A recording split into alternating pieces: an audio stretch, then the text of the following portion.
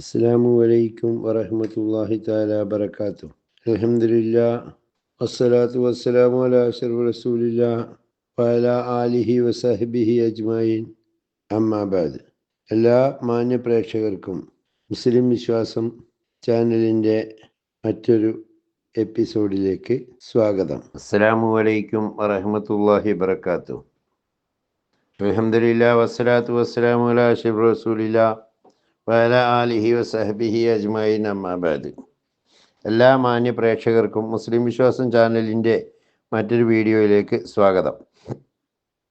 മുജാഹിദുകളുടെ പ്രശ്നം എന്ന പേരിൽ 2 വീഡിയോകളിലായി സലഫി പ്രസ്ഥാനം എന്ന് പറയുന്ന വഹാബിയത്ത് ഭൂലോകത്ത് മുസ്ലിം സമുദായത്തിനുണ്ടാക്കിക്കൊണ്ടിരിക്കുന്ന നാശത്തെക്കുറിച്ച്, അവരുടെ വിനാശകരമായ പ്രവർത്തനങ്ങളെക്കുറിച്ച് 2 വീഡിയോകളിലായി കുറച്ച് കാര്യം പറഞ്ഞിരുന്നു. അതിൻ്റെ കമൻറ്റ് ബോക്സിലും മറ്റുമായി മുജാഹിദുകൾ എന്ന് പറയുന്ന സലഫി ആശയക്കാർ എന്താണ് ഞങ്ങൾക്ക് നിങ്ങൾ കാണുന്ന കുഴപ്പം, മുജാഹിദ് പ്രസ്ഥാനം ചെയ്യുന്ന തെറ്റെന്താണ്, ഇത് ശിർക്കിനെതിരെ എതിർക്കുകയല്ലേ ചെയ്യുന്നത്, സമസ്തക്കാർ മുഴുവൻ ശിർക്ക് ചെയ്യുന്നവരല്ലേ, അതിന് ഞങ്ങൾ എതിർക്കുന്നു, അല്ലാതെ മറ്റെന്ത് തെറ്റാണ് ഞങ്ങൾ ചെയ്തത് എന്നൊക്കെ ചോദിച്ചുകൊണ്ട് പലരും പലവിധ കമൻറ്റുകളും രേഖപ്പെടുത്തുകയുണ്ടായി. അവരിൽ നിന്ന് എല്ലാവർക്കും സത്യം ഉൾക്കൊള്ളാൻ കഴിയില്ല. കാരണം ഇബ്ലീസ് തൊട്ടുവെക്കുന്ന ഏറ്റവും വലിയൊരു തേനാണ് വഹാബിയത്ത് ചിന്ത. അത് തലക്ക് ബാധിച്ചാൽ അതിൽ നിന്ന് മോചനം എന്ന് പറയുന്നത് ഒരിക്കലും സാധ്യമല്ല. കാരണം ലഅനത്തുല്ലാഹി അലൈഹിം, അള്ളാഹുവിൻ്റെ ശാപം ഈ പറയപ്പെട്ട വഹാബികളുടെ മേലെ സർവാത്മന വർഷിക്കട്ടെ എന്ന് ലോക മുസ്ലിങ്ങൾ പ്രാർത്ഥിക്കുമ്പോൾ ഇതിൽ പെട്ടുപോയവൻ്റെ ഗതി അധോഗതി എന്നല്ലാതെ മറ്റൊന്നും പറയാൻ കഴിയില്ല. ഇനി നമുക്ക് വഹാബിയത്തിൻ്റെ തുടക്കത്തിലേക്ക് വരാം. നബി സല്ലല്ലാഹു അലൈഹി വസല്ലമ തങ്ങളുടെ കാലത്ത് സ്വഹാബികളും അള്ളാഹുവിൻ്റെ റസൂലും കൂടി പള്ളിയിൽ ഇങ്ങനെ ഇരിക്കുകയാണ്. അക്കാലത്ത്, ഇപ്പോഴത്തെ കാലത്ത് വഹാബികളും സുന്നികളൊക്കെ എടുക്കുന്ന മാതിരിക്ക് വലിയ വലിയ കൊട്ടാരം പോലത്തെ പള്ളിയല്ല, ഈത്തപ്പനയുടെ മടൽ കൊണ്ട് മടഞ്ഞുണ്ടാക്കിയ ചെറിയ പുരമാതിരിക്കുള്ള ഒരു സംഭവം, അതാണ് അക്കാലത്തുള്ള പള്ളി. അവിടെ ഒരു മനുഷ്യൻ കടന്നു വരികയാണ്, തമീമുകാരനായ ദുൽ ഖുവൈസിറ. അയാൾ അവിടെ വന്നു. ഇപ്പം സഹാബികളൊക്കെ ഇങ്ങനെ പരക്കെ ഇരുന്ന് ചിലർ ദീനി കാര്യങ്ങൾ ചർച്ച ചെയ്യുന്നു, ചിലർ ദിക്റുകൾ ചൊല്ലുന്നു, ചിലർ ഖുർആൻ ഓതുന്നു. അതിൻ്റെ ഇടയിൽ കയറി ഇയാൾ പെട്ടെന്ന് തുണിയും വലിച്ചു കയറ്റി ഒരൊറ്റ മൂത്രമൊഴിക്കൽ.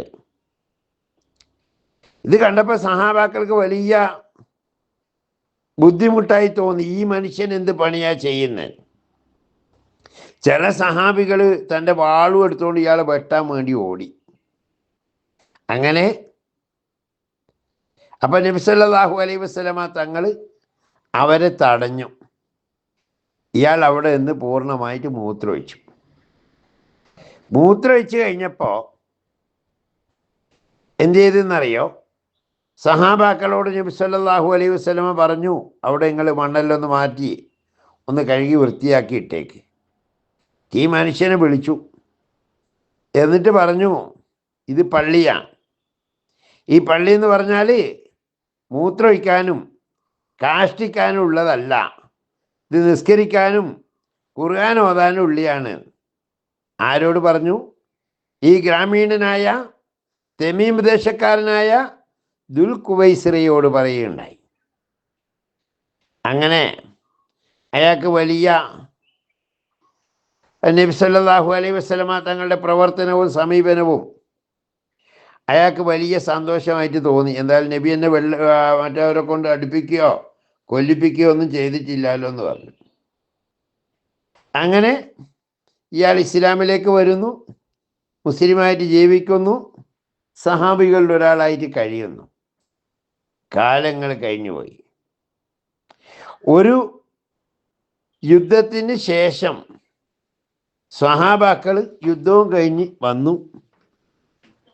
വലിയ തോതിലുള്ള ഗനീമത്ത് മുതലുമായാണ് ഈ സ്വഹാബികൾ അള്ളാഹുവിൻ്റെ റസൂലിൻ്റെ അടുക്കിലേക്ക് മടങ്ങിയെത്തുന്നത്. അങ്ങനെ എത്തിയ സമയത്ത് നബി സല്ലല്ലാഹു അലൈഹി വസല്ലമ തങ്ങൾ അള്ളാഹു നിഷ്കർഷിക്കുന്ന പ്രകാരം ആ യുദ്ധം മുതൽ വീതം വെച്ചു.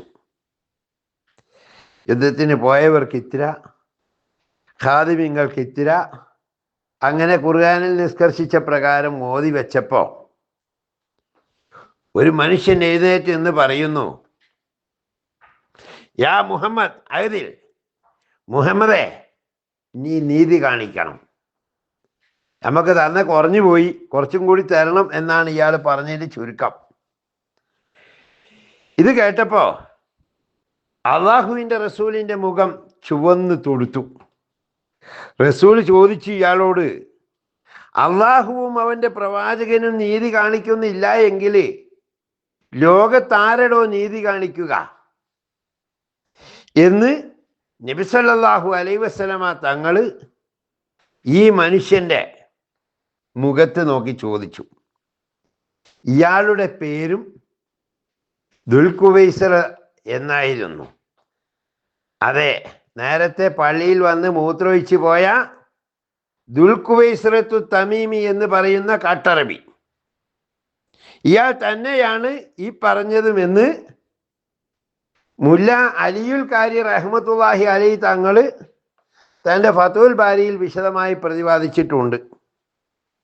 അങ്ങനെ ഈ മനുഷ്യനെ ഇത് കേട്ടപ്പോൾ, അള്ളാഹിൻ്റെ റസൂലിനെ ചോദ്യം ചെയ്ത് കേട്ടപ്പോൾ, ബഹുമാനപ്പെട്ട ഉമർ റളിയല്ലാഹു അൻഹു ഇയാളെ വെട്ടിക്കൊന്നു കളയാൻ വേണ്ടി വാളുമാറ്റി ഇയാളുടെ അടുത്തേക്ക് നീങ്ങിയാണ്.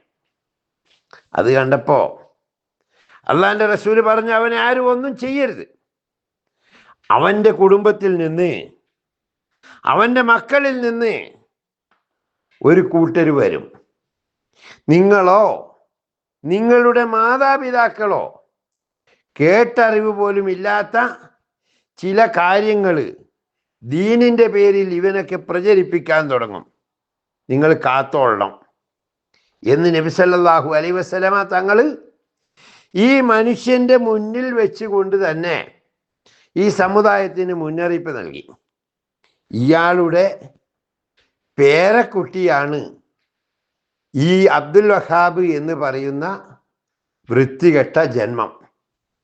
എന്ന് വെച്ചാൽ നമ്മുടെ മുജാഹിദ് എന്നും സലഫി എന്നും എന്താ പറയുക, നദുവത്തി എന്നും പല പേരിലും അറിയപ്പെടുന്ന കേരളത്തിലെ മുജാഹിദ് പ്രസ്ഥാനത്തിൻ്റെ സ്ഥാപക നേതാവാണ് ഈ അബ്ദുൽ വഹാബ്. അതുകൊണ്ടാണ് ഇതുകൾ വഹാബികൾ എന്ന പേരിൽ അറിയപ്പെടുന്നത്.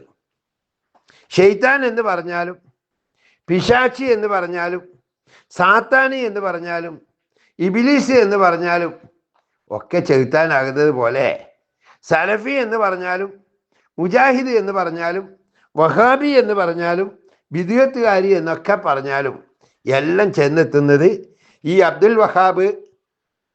റമദാൻ മാസമായ കൊണ്ട് ഞാൻ ലൈനത്ത് ചെല്ലുന്നില്ല. ആ മനുഷ്യൻ്റെ, അയാളാണ് അള്ളാഹുവിൻ്റെ റസൂലിനേക്കാളും അവിടുത്തെ സഹാബാക്കളെക്കാളും മദ്ഹബിൻ്റെ ഇമാമിങ്ങളെക്കാളും താബിഈങ്ങളെക്കാളും അറിവുള്ള ആൾ എന്ന് വിശ്വസിച്ച് അയാളുടെ വഞ്ചനയിൽ കുടുങ്ങിപ്പോയ, ഈമാൻ നഷ്ടപ്പെട്ടു പോകുന്ന ഒരു വിഭാഗം. അള്ളാഹു കാത്തുരക്ഷിക്കട്ടെ. അപ്പം ഇവരെ കൊണ്ട് ഈ മുമ്പ് രണ്ട് വീഡിയോ ചെയ്തപ്പോൾ ഇവർ പറയുന്നത് ഈ മുജാഹിദ് പ്രസ്ഥാനത്തിനെ പറ്റിയോ അല്ലെങ്കിൽ സലഫിസത്തിനെ പറ്റിയോ യാതൊരു അറിവുമില്ലാത്ത ഏതോ ഒരു കാക്ക എന്തോ പറയുന്നു എന്നാണ്. ഞാൻ പറയുന്നു, ഇന്ന് കേരളത്തിൽ ജീവിച്ചിരിക്കുന്നവരായ ജിന്നൂരികൾ, ഷൈനൂരികൾ, മറ്റേ ശൈത്താന്മാരി എന്നൊക്കെ പറയുന്ന കുറേ വിഭാഗമുണ്ട്. ഇവരിൽ ആർക്ക് വേണമെങ്കിലും ഈ സലഫിസം ലോകത്ത് ചെയ്തു കൂട്ടിയ അതിക്രമങ്ങളെക്കുറിച്ച് തെമ്മാടിത്തത്തെക്കുറിച്ച്, ഇവർക്ക് ദീനുമായി, പരിശുദ്ധ ദീനുമായോ അള്ളാഹുവിൻ്റെ റസൂലും പരിശുദ്ധ ഖുർആനും പറയുന്ന ദീനുമായി യാതൊരു ബന്ധവും ഇല്ല എന്നതിന് തെളിവുകൾ നിരത്തി ബോധ്യപ്പെടുത്തി കൊടുക്കാൻ ഞാൻ ഒരുക്കാൻ ഇവരെ വെല്ലുവിളിക്കുകയാണ്. ഇൻഷാ അല്ലാഹ് മറ്റൊരു വീഡിയോയിൽ അതേക്കുറിച്ച് ബാക്കി പറയാം. വാഹിർ ദഅ്വാന അൽഹംദുലില്ലാഹി റബ്ബിൽ ആലമീൻ. അസ്സലാമു അലൈക്കും വറഹ്മത്തുള്ളാഹി വബറകാതുഹു.